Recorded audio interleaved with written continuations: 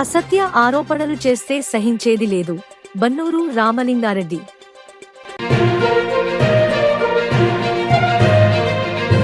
బండి ఆత్మకూరు పార్నపల్లెలో స్వచ్ఛ ఆంధ్ర స్వచ్ఛ దివాస్ కార్యక్రమం.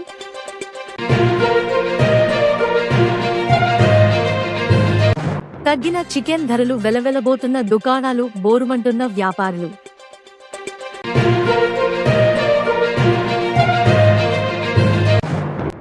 మహానంది దేవస్థాన ప్రసాదం కౌంటర్లో అనధికార వ్యక్తి హల్చల్.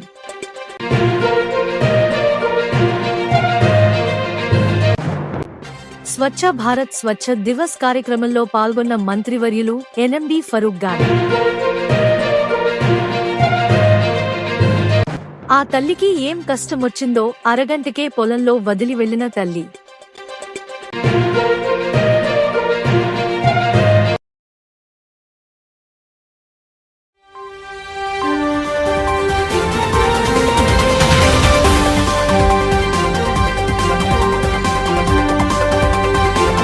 ఎక్కడైతే తెలుగుదేశానికి మెజార్టీ వచ్చిందో, ఏ గ్రామాల్లో తెలుగుదేశం మెజార్టీ వచ్చిందో దాన్ని లొంగదీసుకోవాలా, దాన్ని బయపించుకొని బతకాలా అని అరాచకాలు సృష్టించడానికి తయారైనాడు. మా ఎమ్మెల్యే ఆ ఆలోచన లేదు. మీకు కూడా బ్రహ్మాండమైన మెజార్టీలు వచ్చిన గ్రామాలు ఉన్నాయి వైఎస్ఆర్ పార్టీకి. అలాంటి గ్రామాలలో కోట్లు ఫండ్ ఇచ్చి రోడ్లు వేపిస్తున్నాడు. ప్రజల మనసు మారాలా, ప్రజల మనసు మనం గెలుచుకోవాలా, అప్పుడే మనకు మారుతారు. కానీ మనం అరాచకాలు చేస్తే మారదు. ఈరోజు లింగాపురంలో మాకు మైనస్ వచ్చినాయి. అలా మైనస్ వచ్చిన ₹1 ఇచ్చినారు సిమెంట్ రోడ్లో. ఏ గ్రామానికి కూడా ఇచ్చినారు. మైనస్ వచ్చిన గ్రామం అని లేదు, మా ప్లస్ వచ్చిన గ్రామం అని లేదు. ప్రతి గ్రామం అభివృద్ధి చెందాలనేదే మా ఎమ్మెల్యే ధ్యేయం.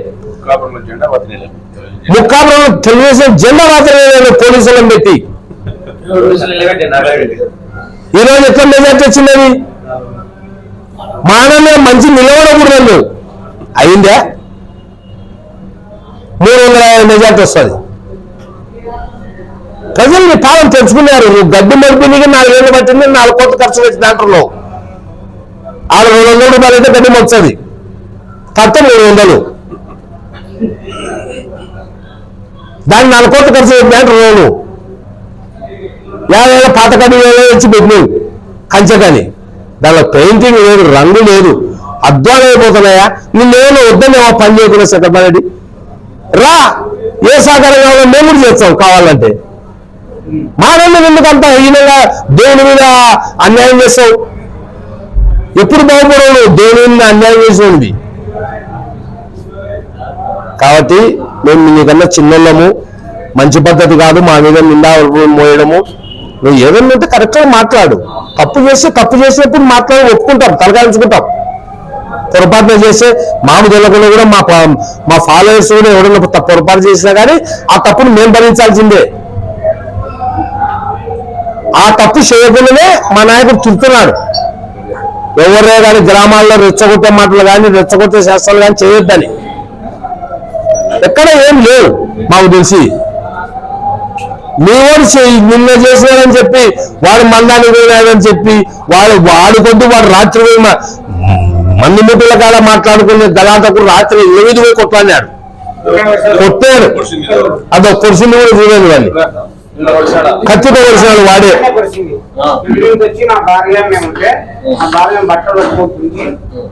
నన్ను కత్తి తీసుకొని ఇద్దరు నేను గేట్ వేసుకుంటే లోపల వచ్చి ఒకరు కత్తి తీసుకున్నారు. ఆయన ముగ్గురు బాగా అదే వాళ్ళు గలాట పెట్టాలని రాత్రి ఇంటికి వచ్చి పడినారు.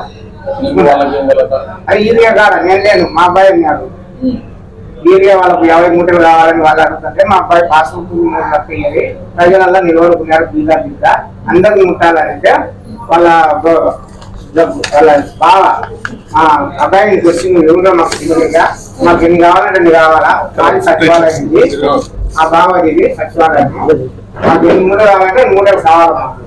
లేదంటే చెప్పుకోవడం అందరికి ఎవరికి అని పిలుస్తుంటే మహిళా మేడం కూడా ఉంది, పోలీస్ మేడం, ఆమెను కూడా కేర్ చేయలే.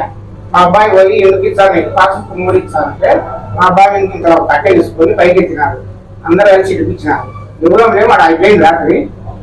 మళ్ళీ వాళ్ళ అన్న కాయ వచ్చి రాత్రి 9:30 ఆ భార్య చూస్తుంటే మేము శివకాడ పోయినాం అందరం వచ్చి చూస్తుంటే ఏం రా మా మంది వాళ్ళు లేకపోతే మొత్తం 5 మంది సార్ వచ్చి ఆడలు మొత్తం 8 మంది వచ్చి నేను అవన్నారు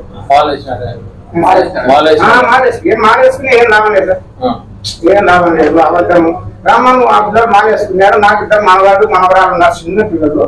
నేను చెప్పిన వాళ్ళు రాత్రే సమాధానం చేద్దాం శివుడి మమ్మీ, నీవేమన్నా నేరా నా కొడుకు ఏమన్నా నేరా, నేను చిట్టిన మా ఏమన్నా నీకు రా సమాధానం చేద్దాం శివుడి మమ్మీ అడిపట్ట చెప్పినాం. రాలే మేము కేసు పెట్టి నీకు వచ్చానామని రాత్రి పోయి మేము వచ్చే 11 గంటలు వాళ్ళ 11:40 తాగిపోయి నేను కేసు పెడతాను భయంతో కేసు అవుతుందని భయంతో పోయి తాగినాడు వాళ్ళు చూసుకుంటారు. భార్యను నన్ను సపోర్ట్ పెద్ద పుల్లయ్య, పెద్ద గోడెందులు, చిన్న పుల్లయ్య, మందిని రాము, అతని కొడుకు రాజేష్. వాళ్ళు ఆడేళ్ళు వచ్చినారు. ఆడేళ్ళ పేరు చెప్పాలి ఎక్కువ సార్ తగ్గి హాస్పిటల్ చూసుకుని వచ్చాము. 3 రోజులు అవుతుంది సార్, 4 రోజులు అవుతుంది. చక్రపాణి రెడ్డి గారు మా నియోజకవర్గ శ్రీశైలం నియోజకవర్గ ఎమ్మెల్యే బుడ్డా రాజశేఖర రెడ్డి గారి పైన, నా పైన ఏదో దౌర్జన్యాలు చేసి దౌర్జన్యాలతో కాలం గడుపుతారా అనే ఉండాలా అనే ఉద్దేశంతో దౌర్జన్యం ఎక్కువ చేస్తున్నారు. వాళ్ళ కార్యకర్తలను మనుషులను పలకరీయకుండా చేస్తున్నారు, పనికి రాకుండా చేస్తున్నారు అనే ఉద్దేశంతో మాట్లాడడం మంచి పద్ధతి కాదు.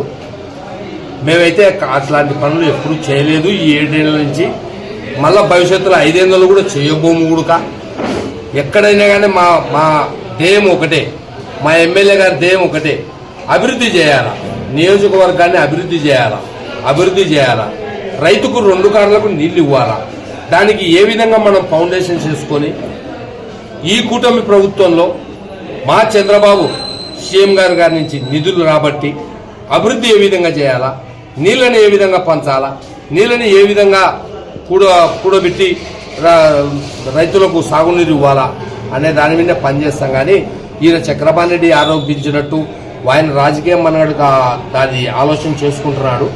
నియోజకవర్గానికి 7 నెలల్లో 2 సార్లు వచ్చినాడు. ఇప్పటికైనా 2 సార్లు వచ్చి ఏదో ఒకటి మాట్లాడిపోతున్నాడు. అది తప్పుడు విధానము. నువ్వు కూర్చో, నియోజకవర్గంలో ఎక్కడైనా అన్యాయం జరిగిందని తెలుసుకో. నిన్న నారాయణాపురంలో జరిగిన పుల్లయ్య అనేవాడు ఏం చేసినాడు గ్రామంలో, అంతకుముందు రోజు రాత్రి వాడు ఏం శైల వివాహం చేసినాడు ఊర్లో అనేది తెలుసుకొని మాట్లాడన్నా. అది నీ విజ్ఞకే వదిలేస్తున్నాము. ఎక్కడ ఎవరు అన్యాయం చేయలే. నువ్వు ఏదో అధికారం పైపించుకోవాలనే ఉద్దేశంతో ప్రెస్ మీట్ పెట్టి ధర్నాలు చేస్తా అంటున్నావు. నువ్వు ధర్నాలు చేస్తే నీ ఇంటికాడ కూడా మేము వచ్చి ధర్నాలు చేయాల్సి వస్తుంది. మేము చేయలేక కాదు, మంచి పద్ధతి ఉండాలి. నీ లెక్క మేమేం కేసుకైనా స్థలాలు ఆక్రమించలే, నీ లెక్క మేమేం దౌర్జన్యంగా డబ్బులు సంపాయలే, నీ లెక్క నాన్న అరాచకాలు చేయలే. తప్పు. నువ్వు ఏం చేసినావో 5 ఏళ్లలో ప్రజలు కనుక్కున్నారు.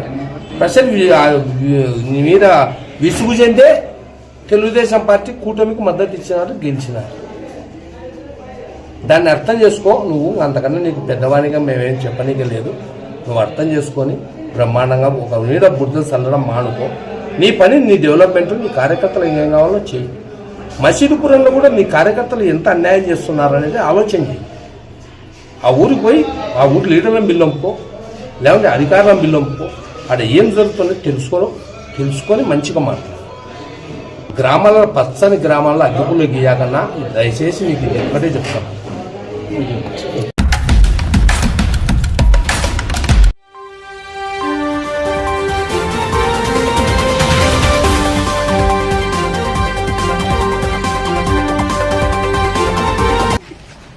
రాష్ట్ర ప్రభుత్వ ఆదేశాల మేరకు అన్ని గ్రామ పంచాయతీలలో ఈ స్వర్ణాంధ్ర మరియు స్వచ్ఛాంధ్ర కార్యక్రమాన్ని ప్రజలు, అదేవిధంగా గ్రామ నాయకులు, ప్రభుత్వ ఉద్యోగులు, అదేవిధంగా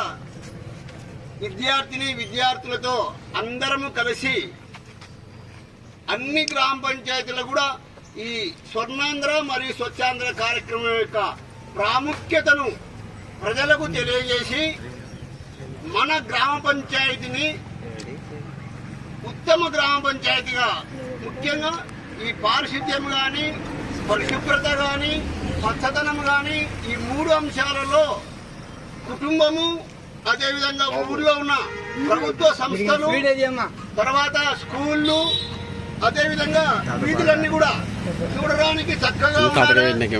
ఎందుకంటే ఇంకా ఈ పరిసరాలు శుభ్రంగా లేకపోయినట్లయితే మన ఆరోగ్యం దెబ్బతింటుంది. ఆరోగ్యమే మహాభాగ్యం. ఆరోగ్యం ఉన్నవాడే సరిగా ఆలోచన చేయగలడు, పని చేయగలడు, వేరే పని చేయగలడు. మనకందరికీ తెలుసు, చాలా గ్రామ పంచాయతీలో నాకు ఫోన్ చేస్తుంటారు, సార్ మా ఊళ్ళో దోమలు విధంగా సార్ అని. అదేవిధంగా ట్రైన్ క్లీన్ చేయడం లేదు, శుభ్రంగా లేదని. మనం అందరం ఇక్కడ నిలబడినామంటే ఏమి శుభ్రంగా ఉంది కాబట్టి నిలబడినాం. ఎక్కడే కానీ మన వన భోజనం కానీ, మన ఆఫీసులో కుర్చీ కానీ ఎక్కడ చేస్తాం, శుభ్రంగా ఉంటే అక్కడ నిలబడతాం, మాట్లాడతాం, కూర్చుంటాం, ఏదైనా చేస్తాం. అంటే అపరిశుభ్రమైన వాతావరణం ఎట్టని పెడుతుంది. మనం అందరం కూడా మన ఇంటిని మాత్రం శుభ్రంగా చేసుకుంటున్నాం. అయితే శుభ్రం చేసుకున్న తర్వాత ప్రతి ఇంట్లో కూడా వంట చేసుకుంటాము, కసువు దొక్కుకుంటాము, ఇతర కార్యక్రమాలు చేస్తాం, స్నానాలు కూడా చేస్తాం. దీనివల్ల ఏం చేస్తామంటే కొద్దిగా చెత్త బయటికి వస్తుంది. కూరగాయలు తీసుకొచ్చినాము, బీరకాయలు తరుగుతాం, చెత్త బయటికి వస్తుంది. వంకాయలు తిరుగుతాం, ఇంకోటి చేస్తాం, బీన్స్ తీసుకొచ్చినాం, అదేవిధంగా వేరుశనగకాయలు ఏమి చేసినా కూడా ఏమవుతుంది, మనం వాడుకునే పైన కానీ ఏం చేస్తాం, బయట వారేస్తాం.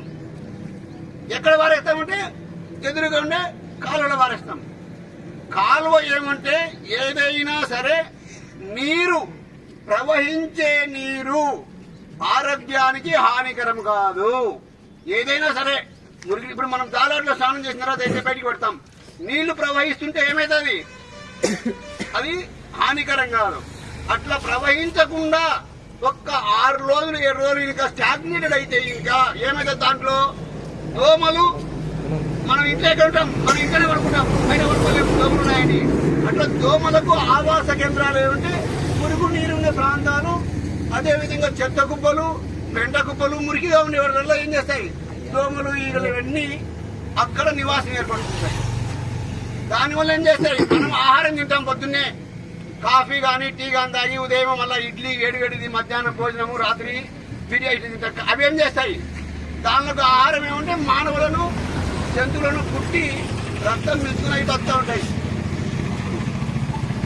మనం అందరం ఏం చేయాలంటే, మనం చాలా మందికి ఇక్కడ ఉండే వాళ్ళందరికీ సంవత్సరంలో 2-3 సార్లు నాకు జ్వరము, టైఫాయిడ్ ఏదో వచ్చింది. దీన్ని ఎక్కడ చేస్తాం, హాస్పిటల్కి పోతాం. పోతాను ఏం చేస్తుంటే బ్లడ్ టెస్ట్ చేసి వచ్చుకోమంటాడు, ఇంకా 2-3 రాస్తాడు, 2-3 వేలు అయిపోతాయి.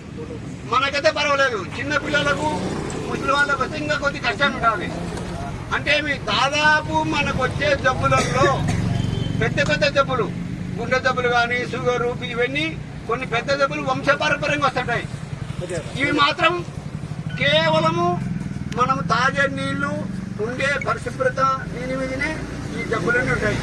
మనము అందరం కూడా గ్రామ ప్రజలు, అదేవిధంగా ఇక్కడ పనిచేసే ఉద్యోగస్తులు అందరూ కూడా మన ఊరు శుభ్రంగా ఉండాలి. అంటే వీధులను శుభ్రంగా పెట్టుకోవాలి, అదేవిధంగా ఆఫీసులను శుభ్రంగా ఉంచుకోవాలి, ఎక్కడ గలీజ్ ఉండకూడదు, చెత్త కుప్పలు ఉండకూడదు. ఇది మనమందరం కూడా ఒక ప్రతిజ్ఞ చేయాలి. దానికి ఏం చేశారంటే ప్రభుత్వము ప్రతి ఇంటికి కూడా 2 చెత్త బుర్రలు ఇచ్చినారు. ఈ రోజు యొక్క కాన్సెప్ట్ ఏమంటే సోర్స్ రిసోర్స్. అంటే ఎక్కడైతే ఈ చెత్త తయారవుతుందో, ఎక్కడైతే ఈ చెత్త బయటకు వస్తుందో అక్కడే దీన్ని ఏం చేయాలి, వేరు చేయాలి. పప్పు అన్నం ఏం చేస్తాం, ఒకటి వరకు ఉన్నాం కదా, పప్పు అన్నం సపరేట్ వండుతాము, అన్నం సపరేట్ వండుతాము, తినేటప్పుడు ఏం చేస్తాం, అది అట్లా లేకుండా ఇదేం చేయాలంటే వేరు చేసి పెట్టాలి. అంటే మన ఇంట్లో తడి చెత్త, పొడి చెత్తను వేరు చేసి, తడి చెత్తను గ్రీన్ బకెట్ లో, పొడి చెత్తను మీకు ఇచ్చిన ఇంకోటి ఎల్లో, ఇది రెడ్ కానీ బ్లూ కానీ ఉంటుంది, దాంట్లో వేయాలి. దాంట్లో వేస్తే ఏమవుతుంది, తడి చెత్త కుళ్ళిపోతుంది. మన SWBC కానీ ఇప్పుడు గవర్నమెంట్ ఏం చేసిందంటే ప్రతి ఊర్లో కూడా ఇక్కడ ఉండే అమ్మలక్కలని చెప్పేది అంటే మనం ఇంతకుముందు ఒక చిన్న దిబ్బ తవ్వుకుంటున్నాడు. అంటే ఇంట్లో ఉండే 2 మీటర్ల లోతు గుంత తీసుకుంటే ఇంకా దాంట్లో మనకు వచ్చే కూరగాయలని దాంట్లో వేయచ్చు. వేసి కొద్దిగా మన్ను వేస్తే కుళ్ళిపోతుంట, అది కూడా ఎరువుగా తయారవుతుంది. అది ఏం చేయాలి మనం కంపల్సరీగా ప్రతి వాళ్ళం కూడా ముఖ్యంగా అమ్మలతో నేర్పియాలి. అంటే మీ ఇంట్లో వచ్చే చెత్తను 2 రకాలుగా మీరే విడదీసి 2 డబ్బులలో పోతే ఇంకా మనకు క్లీన్ అంబాసిడర్స్ ఉంటారు, హరితరాయబారులు ఉంటారు, వాళ్ళకి అందించాలి. ఇది ఎందుకంటే ఇంకా మీరు ఎప్పుడైనా టీవీ చూసినారు, ఎక్కడన్నా చూసినారు ఇంగ్లాండ్ అక్కడ ఎక్కడే కానీ రోడ్డు మీద చిన్న కాగితం, కానీ మన దగ్గర ఇప్పుడు ఇదే పార్నపల్లి రోడ్డు మీద అన్నిటి పదే సాయంత్రం పోతే ఏమవుతాయి, దోమలు విపరీతంగా ఉంటాయి. తమ తప్పు కాదు, మన తప్పే. దోమలు పెరిగే అవకాశము మనమే ఇస్తున్నాం. మన ఇంట్లో నీళ్ళు చాలా నీళ్ళు బయట వేయడము, మన ఇంట్లో ఉండే ఎదురుగా ఉండే డ్రైనేజ్ లో మనం చెత్త తీసుకొచ్చి పడితే చెత్త బయటికి పోదు, చెత్త అడబడి నీళ్ళు ఓడిపోతాయి. దీన్ని మనం అందరం ఏం చేయాలంటే ఎవరో ఉద్యోగస్తులు, స్కూల్ పిల్లలు, తర్వాత ఎవరో ఒకరు అంగన్వాడీ వర్కర్లు, ఆశా టీచర్లు చేయరు కాదు, ప్రతి ఒక్కరు కూడా ఇంట్లో ఉండే ప్రతి ఒక్కరు కూడా, అంటే ఈ ఊర్లో జనాభా ఎంతమంది ఉన్నారో అంతమంది కూడా ఏం చేయాలి, ఒక ప్రతిజ్ఞ ఉండాలి. మా ఊరు స్వచ్ఛంగా ఉండాలి, మా ఊరు శుభ్రంగా ఉంచు.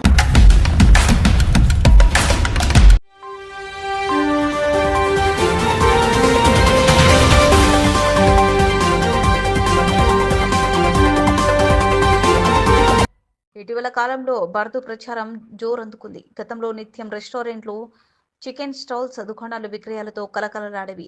నేడు ఆ పరిస్థితి లేదు. ప్రజల్లో భయాందోళన పెరిగిపోయింది. ఈ క్రమంలో చికెన్ వైన్ వైపు చూడాలంటే ససేమిరా అంటూ భయపడుతున్నారు. అయితే దుకాణదారులు వ్యాపారాలు లేక ఇంటి అద్దెలు, ఈఎంఐలతో సతమతమవుతున్నారు. గతంలో కోవిడ్ సమయంలో ఎందరో వ్యాపారులు కనుమరుగయ్యారు. ఇప్పుడిప్పుడే అన్ని సర్దుకున్నాయి. తాజాగా బర్డ్ ఫ్లూ కలకలం రేపుతుండటంతో బతుకు జీవుడు అంటున్నారు. ఒక్కొక్క చిన్న చికెన్ షాపుల్లో గతంలో 500 నుంచి 1000 కేజీల చికెన్ విక్రయాలు జరిగేవి. అప్పట్లో ధర 280 నుంచి 300కు ఉంది. కానీ ప్రస్తుత ధర 180 నుంచి 140 ఉండగా 10 నుంచి 15 కేజీలు విక్రయాలు జరపడం గగనంగా మారింది. మరోవైపు అధికారులు నంద్యాల జిల్లాకు బర్డ్ ఫ్లూ వల్ల ప్రస్తుతం ఇబ్బంది లేదని, ప్రజలు భయపడాల్సిన అవసరం లేదని చెబుతున్నారు. ప్రజల్లో భయాందోళన నెలకొనడంతో వ్యాపారాలు వెలబోతున్నాయి.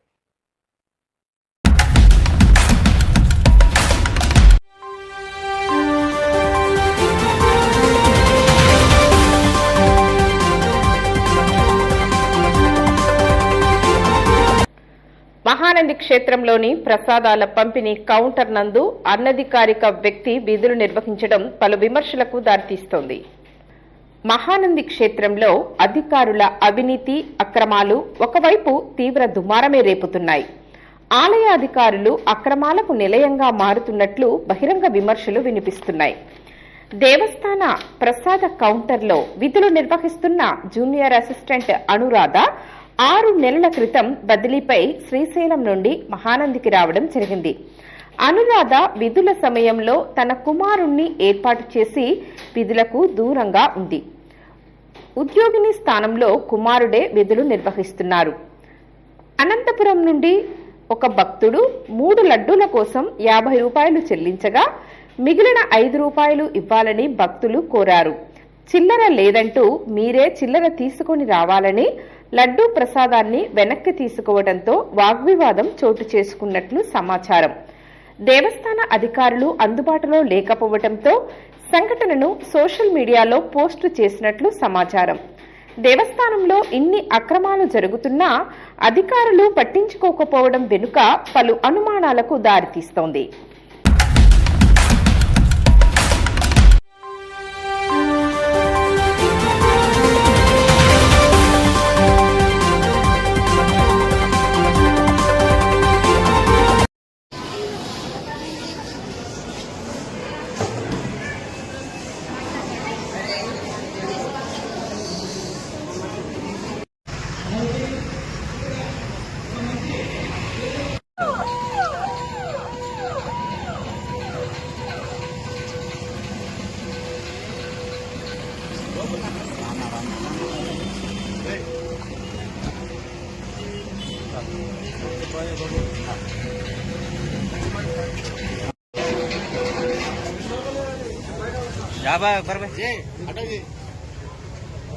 ऐसा ऐसा ऐसा बाजू का ना जरा बाजू का ना भाई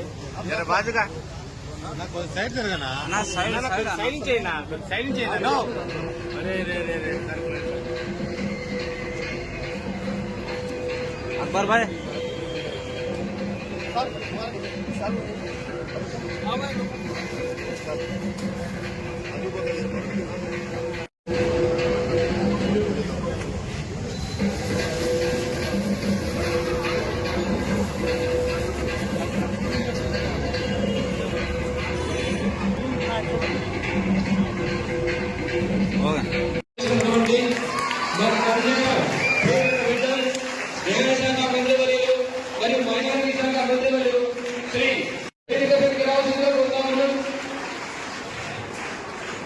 అదేవిధంగా గౌరవ ఎమ్మెల్సీ గారిని మన పురపాలక సంఘ కౌన్సిల్ సభ్యులను చైర్మన్ గారిని అందరినీ వేదిక రావాల్సిందిగా కోరుతా ఉన్నాను. మరి ముఖ్యంగా మన యొక్క కమిషనర్ సార్ గారిని వేదిక మీద రావాల్సిందిగా కోరుతా ఉన్నాను.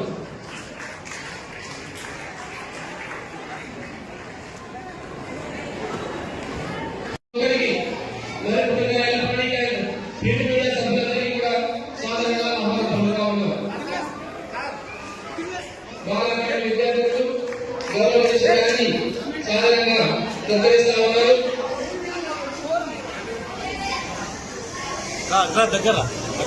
ఆ చిరునవ్వుతోనే ఆ బాలల యొక్క మొత్తం భవిష్యత్తును కూడా తీర్చిదిద్దగలిగేటువంటి ఉన్నటువంటి మన చిరునవ్వుతో సత్కరించడం అంటే నేను సోర్స్ అండ్ రీసోర్స్.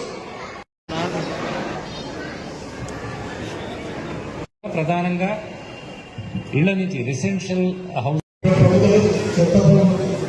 ప్రభుత్వము డబ్బులు అడుగుతా ఉన్నారు. మీరు ఆ పెన్షన్ పడకుండా ఇప్పుడు వచ్చి లేడీస్ అంతా చెప్తున్నా, ఇప్పుడు ఇక్కడ డబ్బులు తీసుకోవాలన్నా పైన ప్రభుత్వం డబ్బులు తీసుకున్నారు. చెత్త గురించి మీరే బాగా చెప్తే మీ ఇల్లు మీరు క్లీన్ చేసుకొని మీరు చెప్తే బాగుంటుంది. దీని గురించి అందరి గురించి నువ్వు ఇళ్ళకు వాళ్ళే పని చేసినా చెత్త వాళ్ళు బయటేసినప్పుడు భయపడతారు. చెత్త బయట మళ్ళీ మన గవర్నమెంట్ పన్నులు పడాలి. ఇప్పుడు పన్ను ఏం లేదు, ఫ్రీగా వేసుకోవచ్చు, ఫ్రీగా ఉండవచ్చు. ఒక లేడీస్ మీరే మాట్లాడాలి. ఈ కార్యక్రమం చేసినందుకు నాకు ఇచ్చిన అవకాశానికి అందరూ ధన్యవాదాలు. అఫీషియల్ ప్రోగ్రామ్ కాబట్టి థ్యాంక్ యూ. మీరు అక్కడ కూర్చోండి. మరి నేను కూర్చోబెట్టాలంటే పరిశుభ్రత పచ్చని పని చేస్తే కనబడుతుంది. మీకు పరిశుభ్రంగా ఉందే లేదు. దీని ముందు దీన్ని డ్రైవ్ చేయండి. దీన్ని మీకు అప్పచెప్పినాం. ఈ సాధ్యం ఎన్టీ రామారావు గారి పేరు మీద ఏకైకంగా రాష్ట్రంలో ఎక్కడ ఎన్టీ రామారావు గారి పేరు మీద శాఖగా పెట్టాను. నేను ఎందుకు పెట్టాను దీన్ని ఎన్టీ రామారావు శాఖని? ఎన్టీ రామారావు గారు శాఖగా ఏర్పాటు చేసిన అమర్వాడు మొట్టమొదటిసారిగా రాష్ట్రంలో ఆయన కాబట్టి ఆయన పేరు పెట్టారు. అప్పుడు కమిషనర్ గారు అమర్కుమార్ గారు, తర్వాత మన శ్రీనివాస్ రెడ్డి అని చెప్పి వాళ్ళిద్దరు కూడా నా పేరు పెట్టాలని చెప్పి ఏదో ఒక రకంగా సస్యం మీద ఒప్పుకొని అన్ని ఎన్టీ రామారావు గారు ప్రవేశపెట్టారు కాబట్టి దీని పేరు కానీ కమర్షియల్ కాంప్లెక్స్ కానీ సమస్య కూడా దాని పేరు ఆ రోజు పెట్టారు.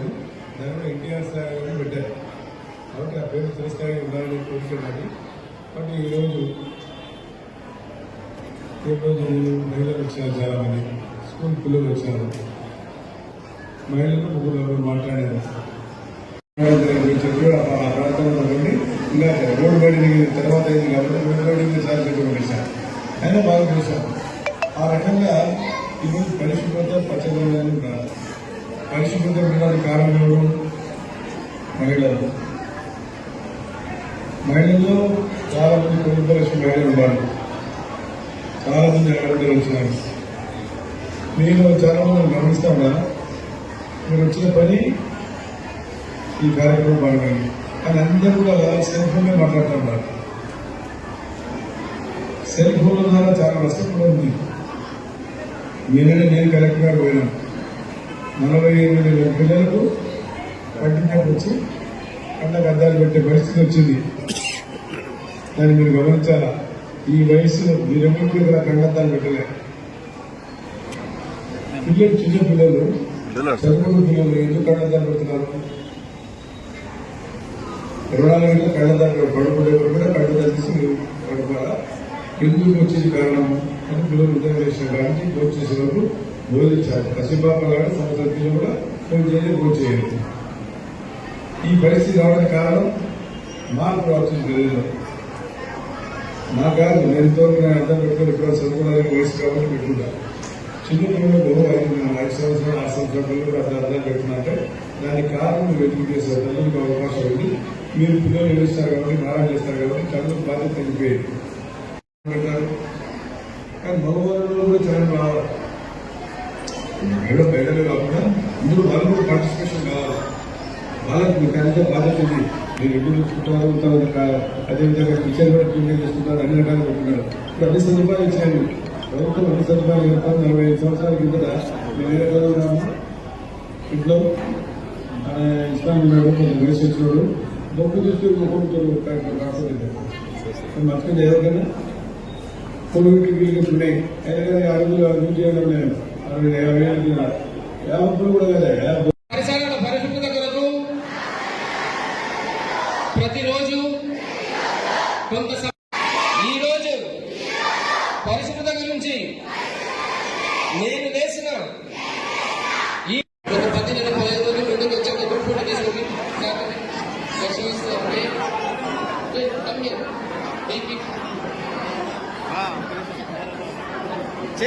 తీసానమ్మా.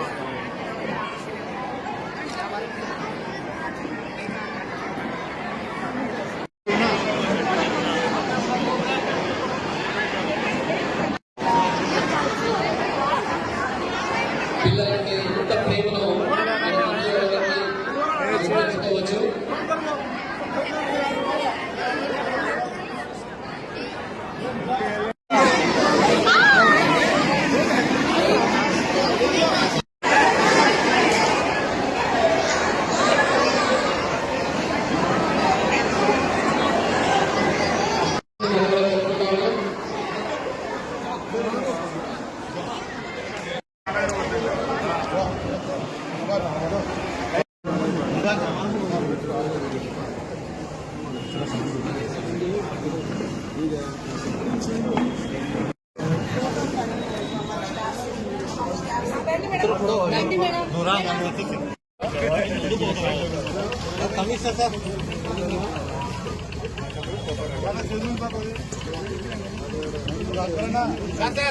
अकबर भाई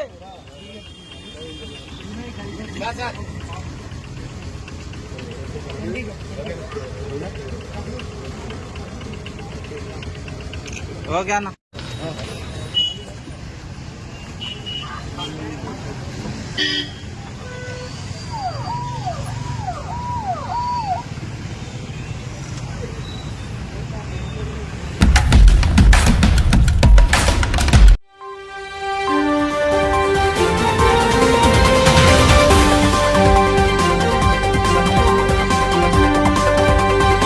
అమ్మనైనా చనుబాలను పంచుతూ ఈ ప్రపంచానికి పరిచయం చేస్తుంది. అందుకే ప్రేమాను రాగాలకు నిలువెత్తు నిదర్శనంగా అమ్మను కొలుస్తారు. కానీ ఓ అమ్మ మాత్రం ఇంతటి మాతృత్వానికే కళంకం తెచ్చేలా ప్రవర్తించింది.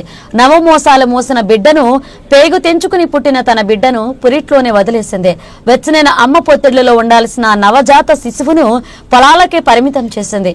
ఆకలి కేకలతో ఏడుస్తున్న ఆ శిశువును చూసి తల్లి మనసు కరగలేదేమో కానీ పొలంలో ఉన్న బిడ్డ కేకలను సూర్యుడు ఉదయిస్తానే అక్కడ క్రింద రైతులకు పసికందు కేకలు వినడంతో ఒక్కసారిగా రైతు కంటతడి పెట్టాడు. ఈ సంఘటన చూశాక ఓ సినిమాలో చెప్పినట్లు కంటేనే అమ్మ అని అంటే ఎలా, కరుణించే ప్రతి దేవత అమ్మే కదా అనే పాట గుర్తుకు రాక మానదు. వివరాల్లోకి వెళితే నంద్యాల జిల్లా సిరివెళ్ల మండలం జోలపల్లె గ్రామ శివారులో అర్ధరాత్రి సమయంలో ఓ యువతి పొలాల్లోకి వెళ్లి పండంటి ఆడబిడ్డకు జన్మనిచ్చింది. తర్వాత బిడ్డను పొలాల్లో వదిలేసి వెళ్లిపోయింది. ఉదయం పొలం పనులకు వచ్చిన రైతులు, వ్యవసాయ కూలీలు రోధిస్తున్న ఆ బిడ్డను చూసి ఐసీడీఎస్ అధికారులకు సమాచారం అందించారు. ఐసీడీఎస్ సిబ్బంది బిడ్డను తీసుకుని నంద్యాల జీజీహెచ్లో చేర్పించారు. బిడ్డ ఆరోగ్యం నిలకడగా ఉందని, ఒంటిపై చిన్న చిన్న గాయాలు ఉన్నాయని తెలియజేశారు వైద్యులు.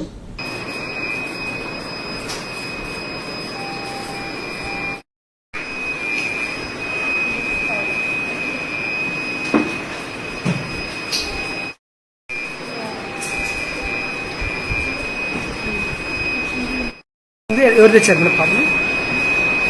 ఈరోజు ఉదయము రైతులకి వాళ్ళ పొలాల దగ్గర ఒక చిన్న పాప దొరికింది. అక్కడికి ఆ రైతులు వెళ్ళి అంగన్వాడీ టీచర్కి చెప్పడం జరిగింది. వాళ్ళు ICDS వాళ్ళకి ఇన్ఫామ్ చేయడం జరిగింది. పోలీస్ వాళ్ళకి కూడా ఇన్ఫామ్ జరిగింది. ICDS వాళ్ళు ప్లస్ అంగన్వాడీ టీచర్లు కలిసి ఈరోజు ఈ బిడ్డని మా దగ్గరికి తీసుకొని వచ్చారు. ప్రస్తుతం కండిషన్ అయితే బిడ్డ కండిషన్ అయితే పర్వాలేదు, ఆయాసం కూడా ఏమీ లేదు. కానీ కొంచెం చిన్న చిన్నగా రక్తం మరకల్లాగా ఉన్నాయి, దెబ్బలు తగిలినట్టు ఆ పొలాల దగ్గర ముళ్ళులు గుచ్చుకోవడం అవన్నీ ఉన్నాయి కాబట్టి ఆ మరకలు అవన్నీ కూడా ఉన్నాయన్నమాట. ప్రస్తుతం పాపకి అయితే పాలు కూడా తాగిచ్చాము, పాలు కూడా బాగానే తాగుతుంది.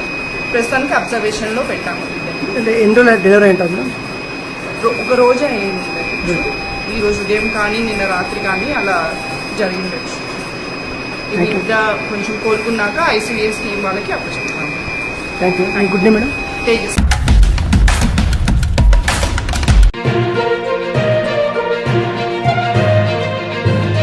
అసత్య ఆరోపణలు చేస్తే సహించేది లేదు.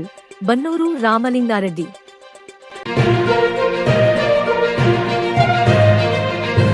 బన్ని ఆత్మకూరు పార్నపల్లెలో స్వచ్ఛ ఆంధ్ర స్వచ్ఛ దివాస్ కార్యక్రమం.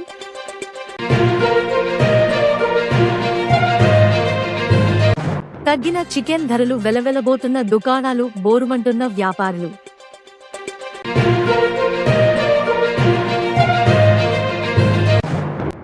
మహానంది దేవస్థాన ప్రసాదం కౌంటర్లో అనధికార వ్యక్తి హల్చల్.